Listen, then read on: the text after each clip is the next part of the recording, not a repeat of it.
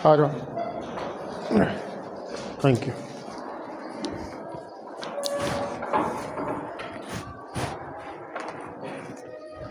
अच्छा, आज हमने जो है स्टडी करना है, एक थ्योरम है that is concerning to kinetic energy. उसके बाद फिर इंटीग्रल्स ऑफ मोशन जो है उनको हमने स्टडी करना है।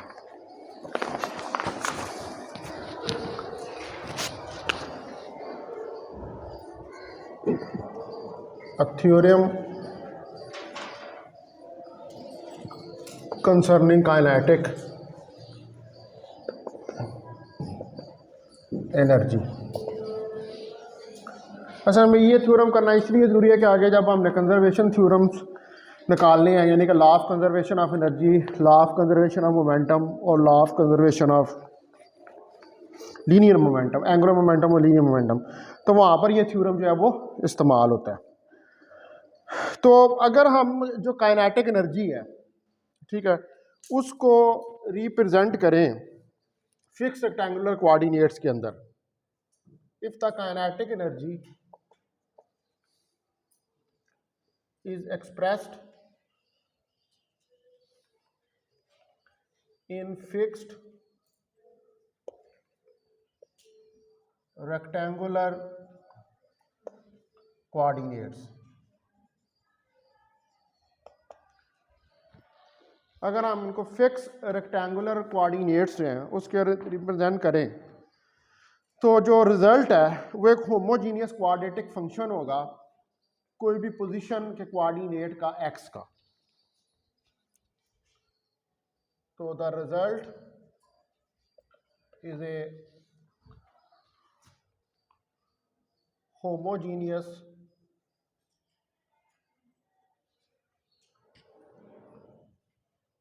quadratic function of x dot alpha comma I।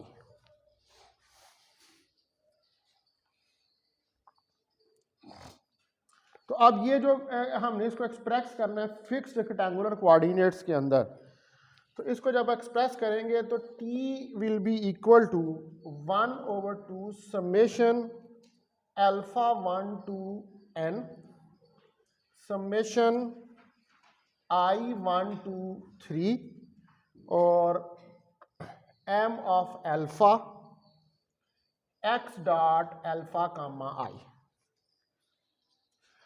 अब ये फिक्स आपने तीन फिक्स कर दिया ना रेक्टेंगुलर कोऑर्डिनेट्स को। रेक्टेंगुलर कोऑर्डिनेट्स कितने ले लिए?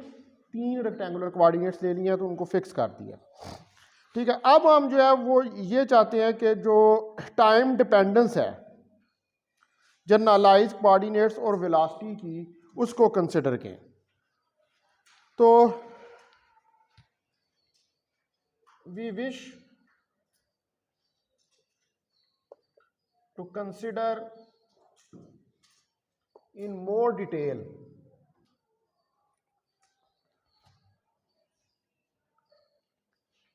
the dependence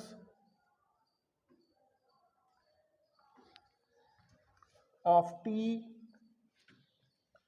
on the generalized coordinates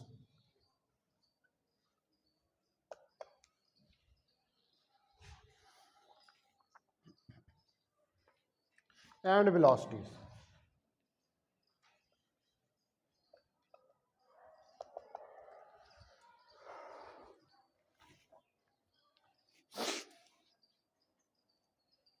यानी कि अब आप टाइम की डिपेंडेंस भी इस क्वाड्रेटिक फंक्शन के अंदर जो है वो देखना चाहते हैं। तो इसके लिए फिर जो हमारे पास इक्वेशन है x alpha comma I that will be equal to x alpha comma I of QJ comma T, और यहाँ पर J जो है ये 1 to अप टू S तक जा रहा है।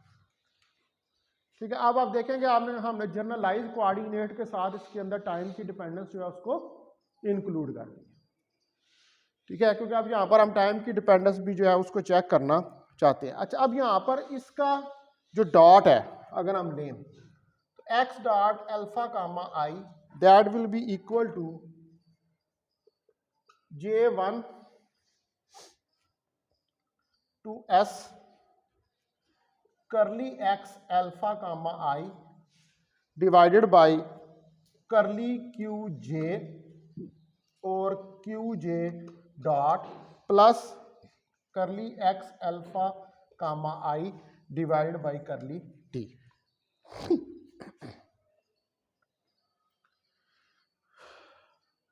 ठीक है, तो QJ और T पे डिपेंड कर रहा है, तो इसलिए उसके मुताबिक हमने इसका डेरिवेटिव ले लिया। ठीक है, तो इसको आप कह दें कि ये कोई इक्वेशन नंबर 1 है, ये कोई इक्वेशन नंबर 2 है और ये कोई इक्वेशन नंबर 3 है।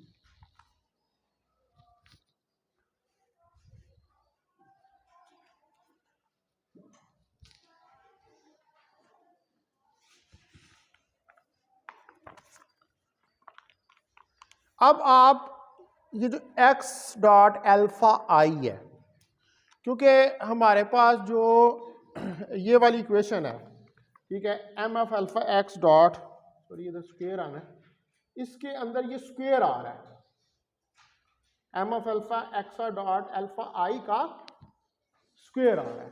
ठीक है, तो आपको फिर इसका क्या चाहिए, इसका स्क्वायर चाहिए। तो इसका स्क्वायर जो है वो हमें ओपन करना पड़ेगा। तो इसका स्क्वायर जब हम ओपन करेंगे, यानी कि एक्स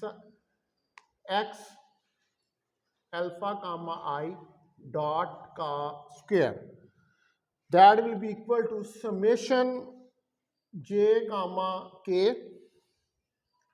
करली x alpha comma i divided by curly q j curly x alpha comma i divided by curly q k और क्यू जे डॉट क्यू के डॉट। ठीक है जी, ये पहली टर्म जो है वो आपने खोली। उसके बाद जो दूसरी टर्म है वो आपके पास आ जाएगी plus curly x alpha comma i over curly t का स्क्वायर और plus 2 summation j curly x alpha comma i over curly q j और curly x alpha comma i over curly t q J dot. ये square जो है ये आपने इसको open कर दिया। तो इसको मैं कह देता हूं कि ये कोई इक्वेशन नंबर 4 है, that is sum equation number 4 जब आपने स्क्वायर जो है उसको ओपन किया। नाउ अब जो काइनेटिक एनर्जी है, यानी कि ये वाली 4 इक्वेशन जो है इसको सब्स्टिट्यूट कर दें इसके अंदर 1 के अंदर, 4 को 1 के अंदर इधर एक्स आई डॉट की जगह पर ये सब्स्टिट्यूट कर दें तो हमारे पास काइनेटिक एनर्जी जो है वो आ जाएगी T is equal to summation alpha summation i comma j comma k 1/2 m of alpha curly x alpha comma i divided by curly q j curly x alpha comma i curly q k Q J dot Q के dot.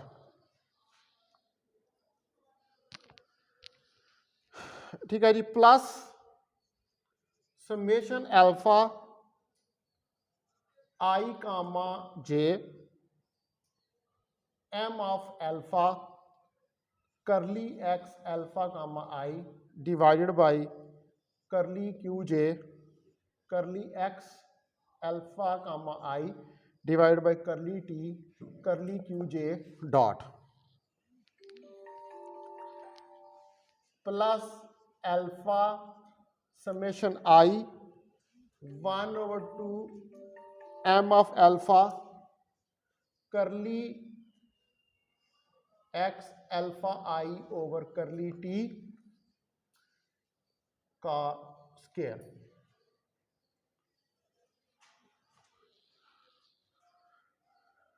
ठीक है, ये सारी values जो है इनको उसके अंदर सब्स्टिट्यूट कर दिया, तो ये हमारे पास इक्वेशन जो है वो बन जाएगी। अब इसको हम एक जर्नल फॉर्म के अंदर ये इक्वेशन जो है, इसको मैंने पीछे 4 तक नाम दिया है, तो इसको मैं अगर कह दूं कि ये कोई इक्वेशन नंबर 5 है, ठीक है, इसको कोई इक्वेशन नंबर 5 का नाम जो है वो हम दे दें और इसको आप जर्नलाइज फॉर्म में लिखें। तो now we have the general result. तो अब ये जो आपके पास जर्नल रिजल्ट है, ये आ जाएगा T is equal to summation J comma के ए जे के क्यू जे डॉट क्यू के dot plus summation J B J Q जे डॉट और प्लस C। इसको मैं कह देता हूं ये मेरे पास कोई इक्वेशन नंबर 6 है।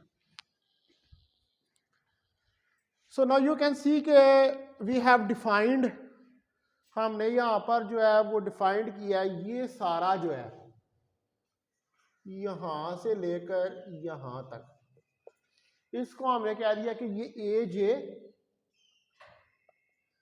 के है। उसके बाद जो ये वाला सारा था,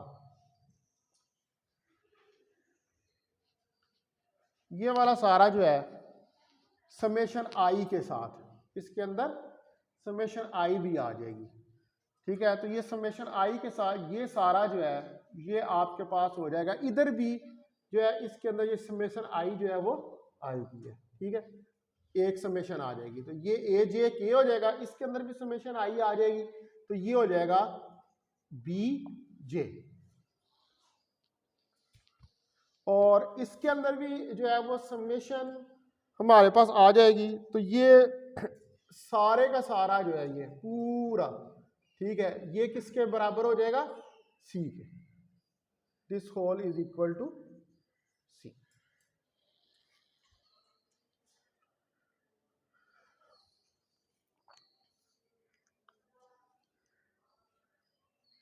अब अगर सिस्टम जो है आपका वो सिलरोनोमिक है, सिलरोनोमिक मीन के इट हैज टाइम डिपेंडेंस, इसके अंदर टाइम डिपेंडेंस जो है वो आ रही है, तो फिर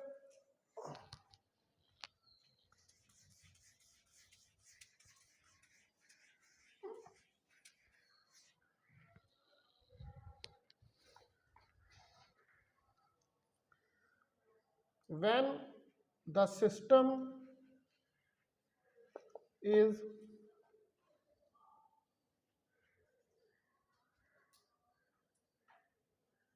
सिलरोनोमिक,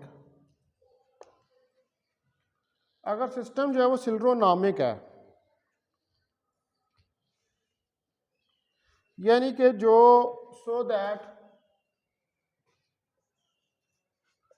the time does not appear in the equations of transformation,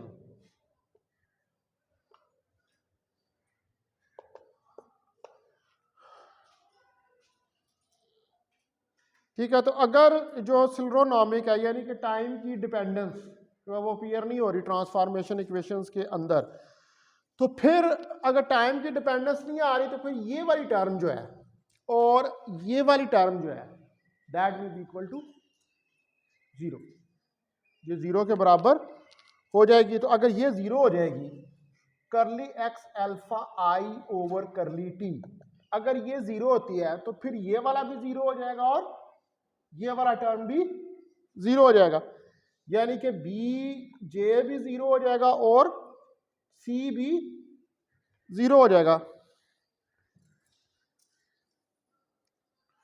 तो अब इसका मतलब है कि आपके पास जब ये दोनों टर्में ज़ीरो होगी तो फिर सिर्फ ये वाली टर्म बाकी रहेगी। ठीक है, तो इसका मतलब है कि इनके ज़ीरो होने से जो काइनेटिक एनर्जी है, the kinetic energy of the homogeneous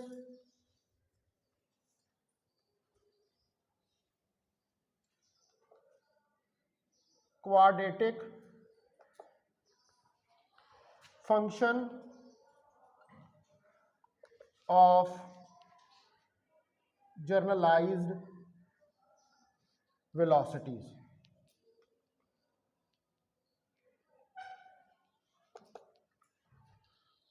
तो फिर काइनेटिक एनर्जी जो है वो क्या है, ये फंक्शन है जनरलाइज्ड वेलोसिटीज का।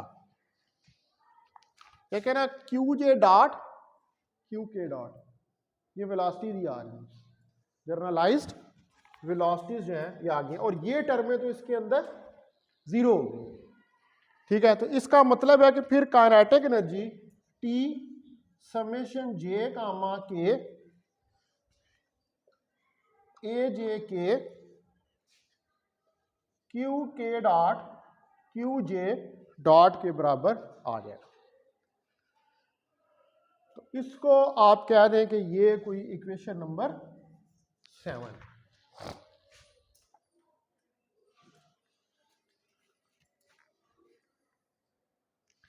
अब जो ये वाली इक्वेशन है आ गई है, इक्वेशन नंबर 7। अगर इस इक्वेशन को आप डिफरेंशिएट कर दें with respect to Q dot L, ठीक है, किसी क्यू डॉट एल के रिस्पेक्ट से इस इक्वेशन को डिफरेंशिएट कर दें, तो ये इक्वेशन जब आप डिफरेंशिएट करेंगे तो ये हमारे पास आ जाएगा curly t over curly q l dot, that is equal to summation k a l k q के dot plus summation j a j l q J dot, ये आ जाएगा।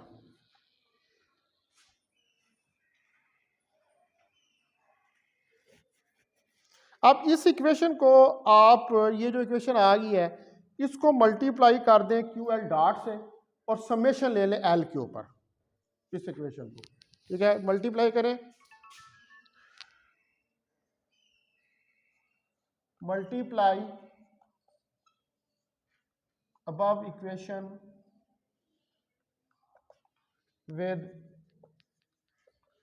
QL dot and take the summation over L, और L के ऊपर summation ले लें।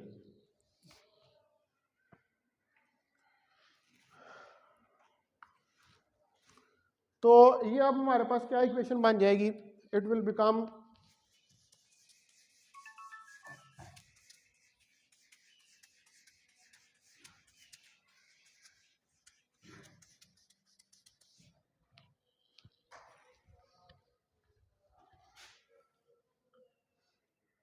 Summation l q l dot curly t over curly q l dot, that is equal to summation k comma l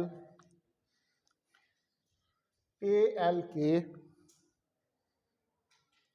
q k dot q l dot plus summation j comma I a j l q j q l dot।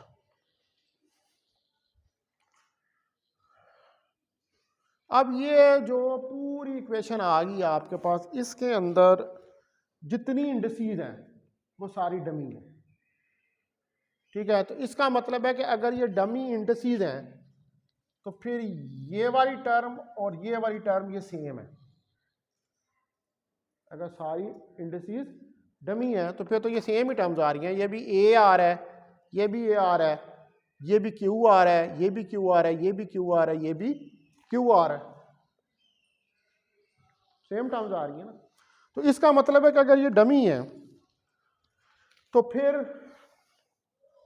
All the indices are dummy, so on right hand side of equation both terms are identical.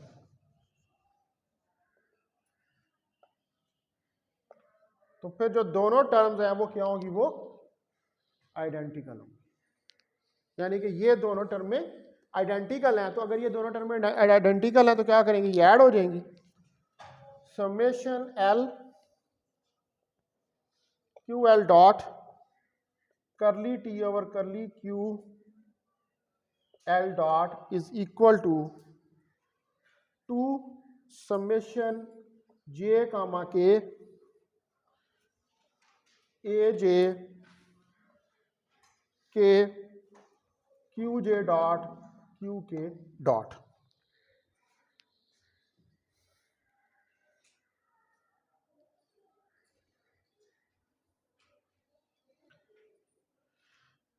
अब अगर आप जो equation है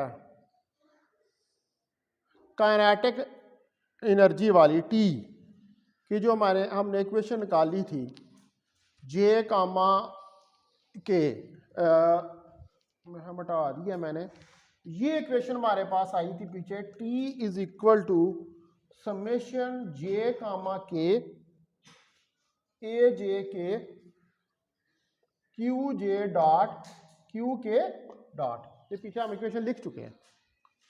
तो अब ये value इसके अंदर आ जाएगी, ये वाली, ठीक है। तो इसका मतलब है कि summation l q l dot curly t over curly q l dot that is equal to T.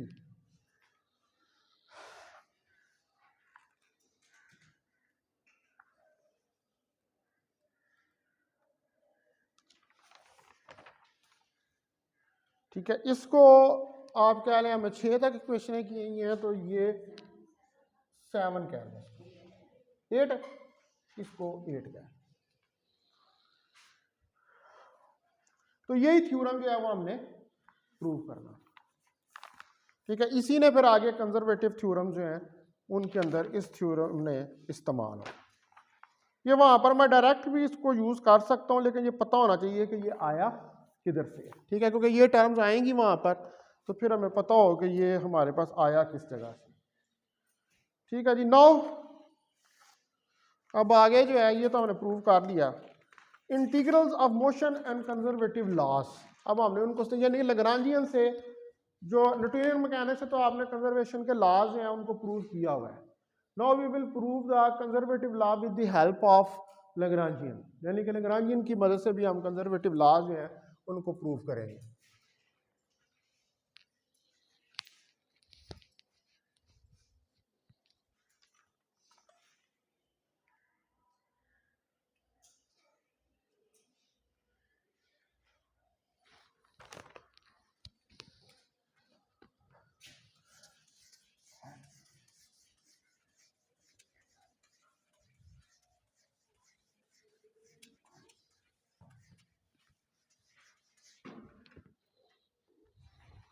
So next we will study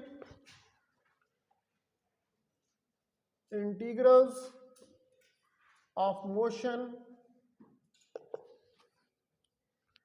and conservation laws।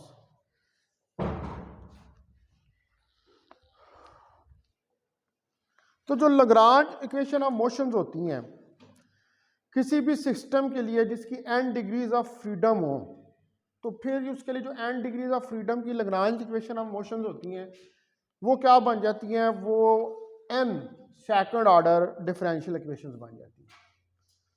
तो जो सॉल्यूशन है इन इक्वेशंस का हर सॉल्यूशन जो है उसके हर इक्वेशन के जो सॉल्यूशंस आप निकालते हैं उसमें दो कांस्टेंट ऑफ इंटीग्रेशन आते हैं, जो कि हम यूजली डिपेंड किस तरह कांस्टेंट ऑफ इंटीग्रेशन डिटरमिन करते हैं by applying the initial conditions. Constant of integration जो है उसको मेजर करने का यही तरीका होता है कि आप उसके ऊपर इनिशियल कंडीशंस जो हैं उनको अप्लाई करते हैं। तो वो इनिशियल जो वैल्यूज जो हैं उनको अप्लाई करने से जनरलाइज कोऑर्डिनेट जो है q और जनरलाइज वेलोसिटी q डॉट उसको कैलकुलेट करते हैं।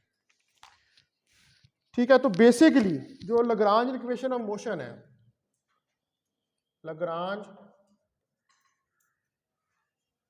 इक्वेशन ऑफ मोशन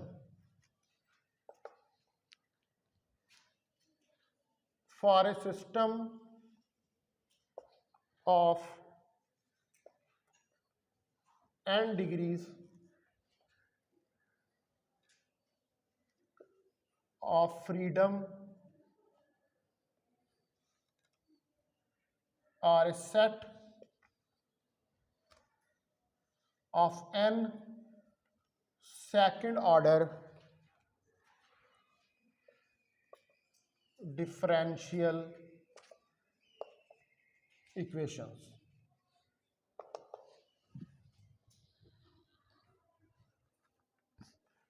तो अब जो सॉल्यूशन है in second order differential equations का, वो सॉल्यूशन आप जब निकालेंगे तो आपके पास कांस्टेंट ऑफ इंटीग्रेशन जो है वो आ जाएंगे। The solution of each equation, तो हर इक्वेशन का जो सॉल्यूशन है has two constants of integration.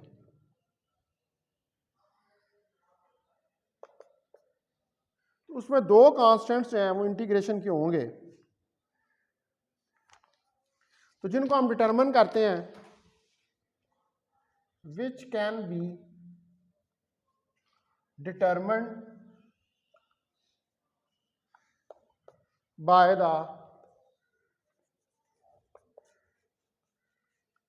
Initial values, जिनको आप जो इनिशियल वैल्यूज हैं ऑफ जनरलाइज कोऑर्डिनेट्स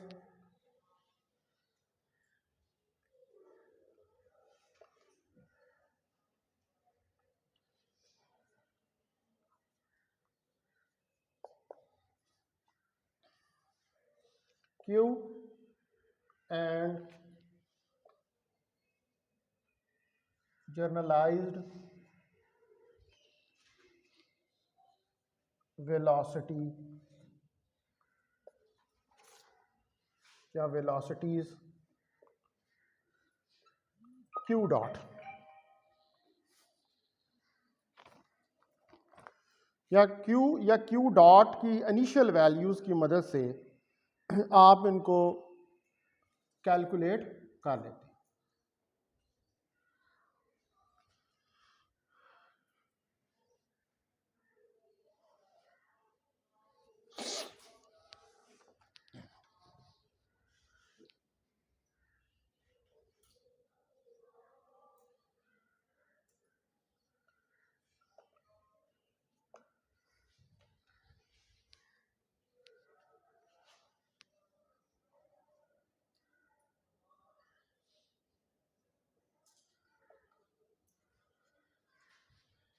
तो अगर इनकी इनिशियल वैल्यूज Q और Q डॉट की आपको पता हो तो ये कांस्टेंट ऑफ इंटीग्रेशन जो है वो उनको कैलकुलेट किया जा सकता है, क्योंकि बेसिकली आपके पास इक्वेशन जो होती है ये इस फॉर्म में होती है कि D over D T curly L over curly X dot minus curly L over curly X is equal to 0।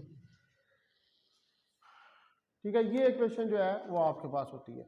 तो अगर आपके पास इसको और इसको आपने सॉल्व करना है, यानी कि इनको इंटीग्रेट करना है, तो दोनों के लिए आपके पास दो कांस्टेंट ऑफ इंटीग्रेशन आएंगे, और वो कांस्टेंट ऑफ इंटीग्रेशन जो हैं उनके लिए फिर आपको इनकी इनिशियल वैल्यूज जो हैं वो क्या हैं, वो रिक्वायर्ड। तो तब आप उन कांस्टेंट ऑफ इंटीग्रेशन जो हैं उनको कैलकुलेट कर सकते हैं। तो बाद दफ़ा जो लैग्रांज इक्वेशन ऑफ मोशन होती हैं इनको हम सॉल्व करते हैं इन टर्म्स ऑफ नॉन फंक्शंस, कोई नॉन फंक्शंस के फॉर्म में, लेकिन हमेशा जो है वो इस तरह इनका सोल्यूशन जो है वो नहीं दिया जाता।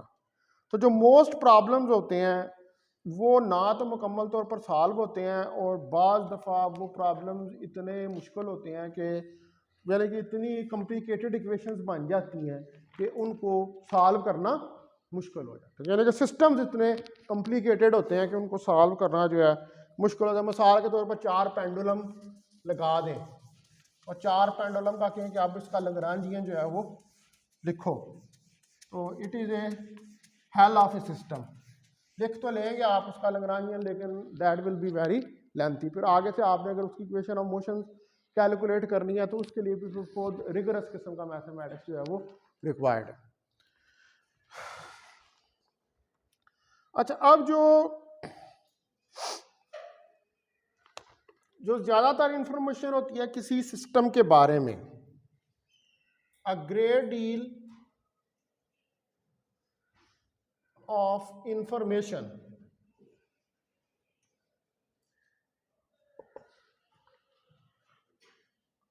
about the system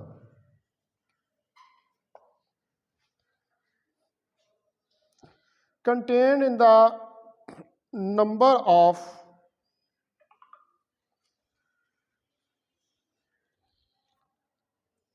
first integrals of motion, यानी कि जो पहला इंटीग्रल ऑफ मोशन आप क्या लगे, ये अभी जो ये फर्स्ट इंटीग्रल्स ऑफ मोशन और सेकंड इंटीग्रल्स ऑफ मोशन जो हैं इनको हम स्टडी करेंगे जब हम कैलकुलस ऑफ वेरिएशन वाला चैप्टर जो है उसको स्टडी करेंगे। तो उसमें हम कैलकुलेट करेंगे कि हम किस तरह फर्स्ट इंटीग्रल ऑफ मोशन और सेकंड इंटीग्रल ऑफ मोशन जो कैलकुलेट करते हैं, क्योंकि बेसिकली ये जो लैग्रांजियन इक्वेशन ऑफ मोशन होती है ये आयलर लैग्रांज इक्वेशन होती है, ठीक है, आयलर लैग्रांज इक्वेशन होती है। तो वो आयलर लैग्रांज इक्वेशन है जो है जब हम उसको सॉल्व करते हैं तो वहाँ से फिर हमारे पास इंटीग्रल ऑफ मोशन आते हैं। तो वो इंटीग्रल्स ऑफ मोशन जो है उनके अंदर एक्चुअली पूरे सिस्टम की इंफॉर्मेशन जो है वो हिडन होती है। अब जारी बात है कोई सिस्टम है तो उसकी इंफॉर्मेशन क्या आपने हासिल करनी है, उसकी इंफॉर्मेशन आपने ये हासिल करनी है उसकी पोजीशन क्या है, उसका मोमेंटम क्या है, उसकी एनर्जी क्या है, यही इंफॉर्मेशन ऑफ सिस्टम का। तो ये सारी उन इंटीग्रल्स ऑफ मोशन के अंदर ये इंफॉर्मेशन जो है वो हिडन होती है in terms of Euler Lagrange equation. तो great deal of information about the system is contained in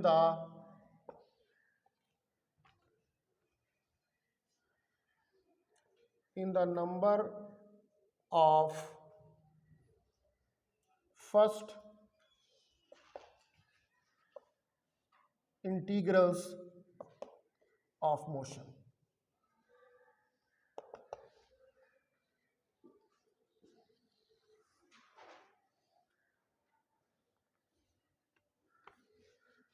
ठीक है, तो ये इंटीग्रल्स ऑफ मोशन जो है इनको हम कैलकुलेट करते हैं, और ये इसमें हमें जो है वो ज़्यादा इंटरेस्ट होता है और इम्पॉर्टेंस इनकी ज़्यादा है एज़ कम्पेयर टू जो नॉलेज आप क्यूज़ के लिए या टी के लिए आप नॉलेज जो है आप क्यू क्या जनरलाइज कोऑर्डिनेट है और टी जो है उसकी टाइम डिपेंडेंस है।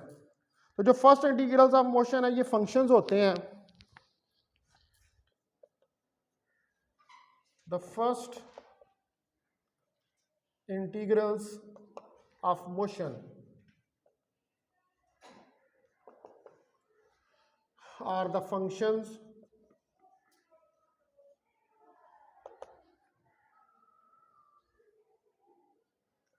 of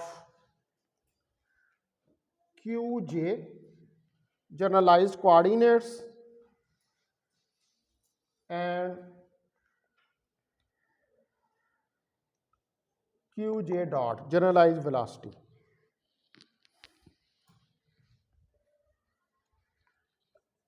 of the form f into q's comma q dots और comma t is equal to alpha।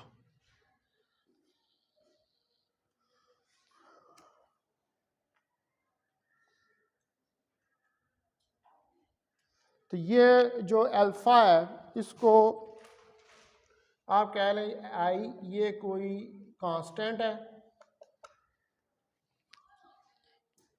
और इसकी वैल्यूज जो है वो कांस्टेंट रहती हैं during the motion of the system, whose values remain constant during the motion of the system.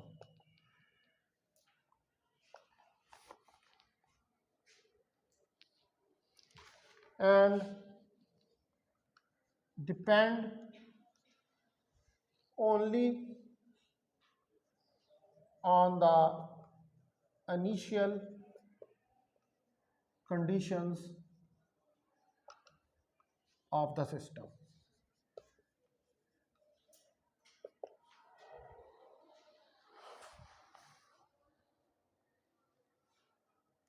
तो ये वैल्यूज जो हैं ये सिर्फ इनिशियल कंडीशंस के ऊपर डिपेंड कर रही है, ठीक है। ड्यूरिंग द मोशन, अब जारी बात है इनिशियल से जब वो मोशन स्टार्ट कर देगा फिर तो वो इनिशियल तो नहीं रहेगा, फिर तो वो आगे उसका टाइम के साथ एवोल्यूशन होना शुरू हो जाएगा। लेकिन इसकी सारी डिपेंडेंस जो है वो इनिशियल कंडीशंस के ऊपर होती है, जब इनिशियली जो कंडीशंस आप इसकी डिफाइन करते हैं।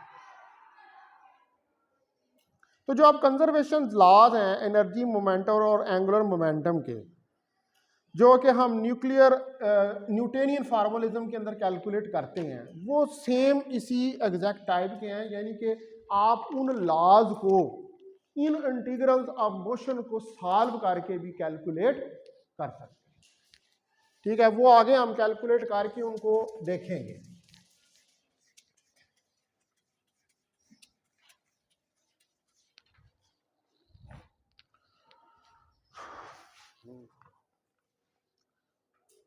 The conservation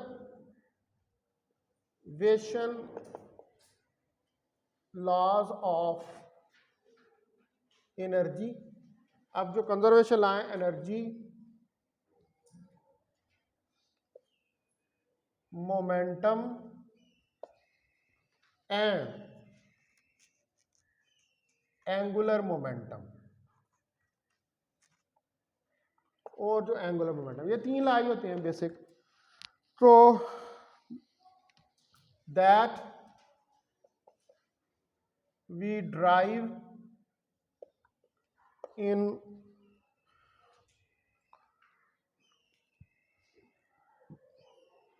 Newtonian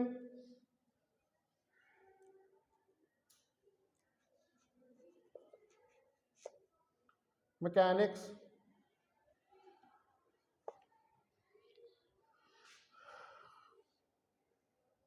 are of exact this type।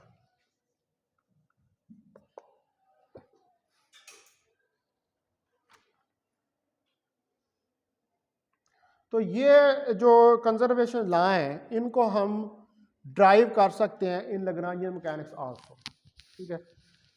These conservation laws can be derive in Lagrangian mechanics very easily also, इनको बड़ा इजीली जो है उसको कैलकुलेट कर सकते हैं।